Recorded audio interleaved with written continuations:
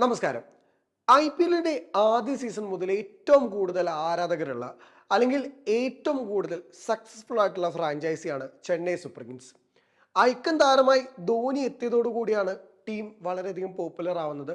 പിന്നീട് അങ്ങോട്ട് ടീമിന്റെ എല്ലാ ഘട്ടത്തിലും ധോണി ടീമിനൊപ്പം ഉണ്ടായിരുന്നു. ഇന്നും IPLന്റെ ആദ്യ സീസൺ മുതൽ ആക്റ്റീവായി കളിക്കുന്ന വളരെ ചുരുക്കം താരങ്ങളിൽ ഒരാളാണ് അദ്ദേഹം. എന്നാൽ ഈ സീസണിൽ അൺക്യാപ്ഡ് താരമായാണ് ധോണി ടീമിനൊപ്പം ഉള്ളത്. നമുക്കറിയാം, മുൻകാലങ്ങളിലെ പോലെ തന്നെ ചെന്നൈ ഒരു കോർ ടീമിനെ തന്നെയാണ് ഈ കൊല്ലവും റീറ്റെയിൻ ചെയ്തതും ആ കോറിനെ ചുറ്റിപ്പറ്റിയാണ് അവരുടെ ബാക്കിയുള്ള ടീം അംഗങ്ങളും ബിൽഡ് ചെയ്തിരിക്കുന്നത്. ക്യാപ്റ്റൻ ഋതുരാജ് ഗെയ്ക്വാഡാണ്. ഗെയ്ക്വാഡ് നമുക്കറിയാം IPLലും ഇന്റർനാഷണൽ ക്രിക്കറ്റും വളരെയധികം കൺസിസ്റ്റന്റ് ആയിട്ടുള്ള ഒരു പ്ലെയറാണ്. അതുകൊണ്ട് തന്നെ വളരെ നല്ല ക്യാപ്റ്റൻസിയുടെ ഒരു ഇതിലും അദ്ദേഹത്തിന് വലിയ രീതിയിലുള്ള അപ്രിസിയേഷൻസും മുൻ സീസണുകളിൽ ലഭിക്കുകയുണ്ടായി. എന്നാൽ ഈ സീസണ് ചെന്നൈ സൂപ്പർ കിങ്സിൻ്റെതായിട്ട് എടുത്തു പറയാനുള്ളത് ഓൾ റൗണ്ടേഴ്സിൻ്റെ സ്ട്രെങ്ത് ആണ്. പ്രത്യേകിച്ച് ഇന്ത്യൻ താരങ്ങളെ മാത്രം നമ്മൾ എടുത്തു കഴിഞ്ഞാൽ രവീന്ദ്ര ജഡേജ, അശ്വിൻ, ശിവം ദുബെ, ദീപക് കൂട എന്നീ പ്രധാന ഓൾറൗണ്ടേഴ്സ് അവർക്കുണ്ട്. ഒപ്പം വിജയ് ശങ്കറിനെ ഗുജറാത്ത് ടൈറ്റൻസിൻ്റെ ടീമിലേക്ക് എത്തിച്ചിട്ടുമുണ്ട്. മാത്രമല്ല ഫോറിൻ ഓൾറൗണ്ടേഴ്സ് ആയിട്ട് ടീമിനുള്ളത് സാം കർണും രച്ചിൻ രവീന്ദ്രയാണ്. നമുക്കറിയാം, വേൾഡിൽ ഇപ്പോൾ ഉള്ളതിൽ വെച്ചിട്ട് ഏറ്റവും മികച്ച ഓൾറൗണ്ടേഴ്സിനെ ചെന്നൈ ടീമിലേക്ക് എത്തിച്ചു എന്നുള്ളതും എടുത്തു പറയേണ്ടതാണ്.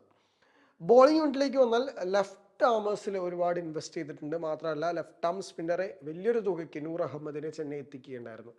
അപ്പോൾ മൊത്തത്തിൽ ഈ ഒരു പ്ലേയിങ് ലെവലിൽ ചെന്നൈ ഭയങ്കരധികം ബാലൻസ് കണ്ടെത്താൻ വളരെയധികം ബുദ്ധിമുട്ട്. കാരണം ഓൾറൗണ്ടേഴ്സ് ഉള്ളതുകൊണ്ട് എങ്ങനെയായിരിക്കും ടീം 11 ഉണ്ടാവുക എന്നുള്ളത് ഒരു വലിയ കൺഫ്യൂഷൻ തന്നെയാണ്. ചെന്നൈയുടെ top 3 Devon Conway, Rahul Tripathi, Ruturaj Gaikwad എന്നീ 3 പേരായിരിക്കും ആദ്യത്തെ 3 ബാറ്റർമാർ.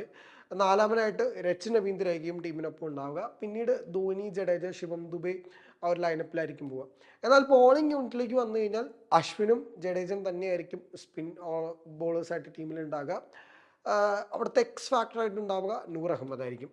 അങ്ങനെ ചെന്നൈ കണ്ടീഷൻസ് കുറച്ചുകൂടെ സ്പിന്നിന് ഭയങ്കര അഡ്വാൻറ്റേജ് ഉള്ളതാണ്. അതുകൊണ്ട് ഫാസ്റ്റ് ബോളേഴ്സായിട്ട് ഈ സീസണും പതിരണ തന്നെയാണ് വലിയ രീതിയിൽ ചെന്നൈ ആശ്രയിക്കാൻ പോകുന്നത്. കാരണം മുൻ സീസണുകളിലൊക്കെ ചെന്നൈയുടെ ഏറ്റവും നിർണായക താരം പതിരണയായിരുന്നു. അപ്പോൾ ആ ഒരു ചരിത്രം തന്നെ വീണ്ടും ആവർത്തിക്കുമെന്ന പ്രതീക്ഷയിലാണ് ആരാധകർ.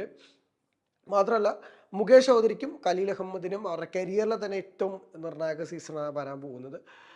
ചെന്നൈയുടെ ഒരു പ്രധാന ദൗർബല്യം എന്ന് പറയാനുള്ളത് ഈ ചില താരങ്ങളുടെ അപ്രതീക്ഷിത ഫോം ഔട്ടുകളായിരിക്കും ചെന്നൈക്ക് വലിയ രീതിയിൽ സമ്മർദ്ദമാകാൻ പോകുന്നത്. കാരണം ബാക്കപ്സ് ആയിട്ട് എടുത്തിരിക്കുന്നത് മുഴുവൻ ഓൾറൗണ്ടേഴ്സിനാണ്. അപ്പോൾ ആ രീതിയിൽ ചെന്നൈ എങ്ങനെയായിരിക്കും ക്യാപിറ്റലൈസ് ചെയ്യാൻ പോവുക എന്നുള്ളത് ഉറ്റുനോക്കുന്ന ഒരു സീസൺ കൂടി ആയിരിക്കും ഇത്.